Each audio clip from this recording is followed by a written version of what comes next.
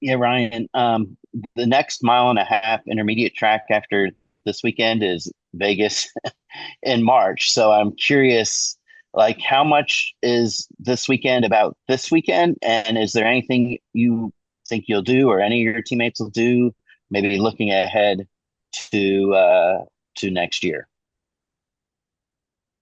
Yeah, that's a great way of looking at it, Bob. And for us, I feel like the mile and a halves have been just progress and something that I've grown more and more comfortable with, and really just leaning on Brad and Chris, and going to Las Vegas where we had a solid run earlier this year. It's kind of like a benchmark of hey, what can we do to continue to make progress and contend for a win. So we had a strong qualifying effort and kind of worked on the car throughout the day. So I feel like this is a place that we could definitely see progress and make I feel a lot more comfortable in the cars, and that makes me feel very optimistic going into it. So yeah, I mean, the goal is to still win, even though we're not in the playoffs, and RFK is not in the playoffs.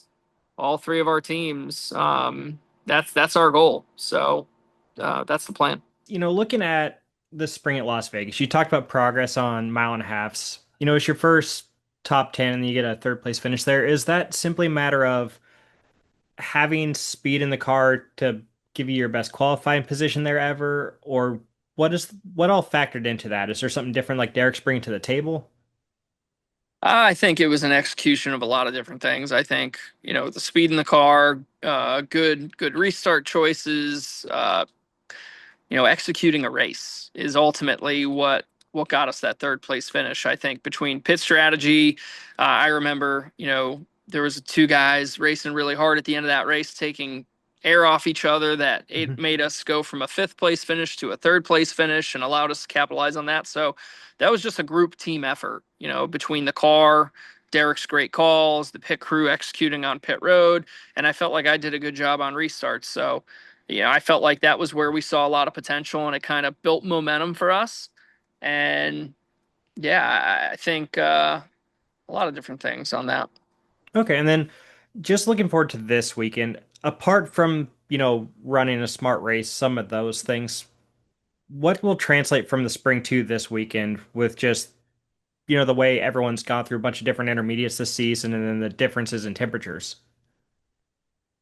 Yeah, I mean, from last time I checked the weather, it was supposed to be in the mid 70s, so it's probably a relatively cool race for Las Vegas. Um, it's hard to say. Yeah, this is from what I understand, it's going to be the Kansas tire. Kansas had a Hmm. good amount of wear. Um, as far as how you choose to manage those tires at a mile and a half, I'm not entirely sure yet. Um, I felt like I did a pretty good job managing our tires at the Roval and taking care of them and understanding the situation after practice. So, I kind of I don't necessarily have a game plan set in stone because I feel like you need to see how practice and qualifying goes, and then look through information and based off a feel, make the best decisions on race day. So it's hard to say just yet, but I feel like we're one step ahead of where we were when we went in March, because this is a track that I felt like we had a lot of potential, and hopefully we can go execute. We can do all the things that we need to do, and you know maybe win. So Ryan, just obviously we're going to LVMS this weekend. So I want to get your take on the track itself. What do you like about Las Vegas Motor Speedway? What's your favorite part? I know a lot of guys, like that high paced, high grip type of style. So where do you lie on that issue? Yeah, so to me, Las Vegas is definitely what you just said. It's one of the faster paced mile and a halves, like true mile and a halves. It's got a lot of character. One and two has bumps, which can be pretty sketchy, but there's multiple ways to make speed. So for me, that's what makes it really interesting about it.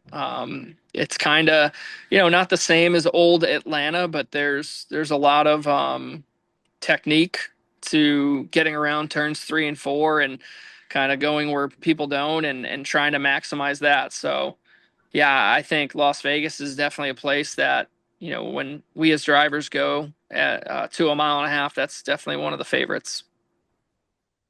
And finally, for me, I know you just touched up on what can translate from the spring weekend to this coming weekend, but is there anything from your point of view from that weekend? I know obviously you had a great finish that maybe you feel like you could have done a bit better that you will do this time around.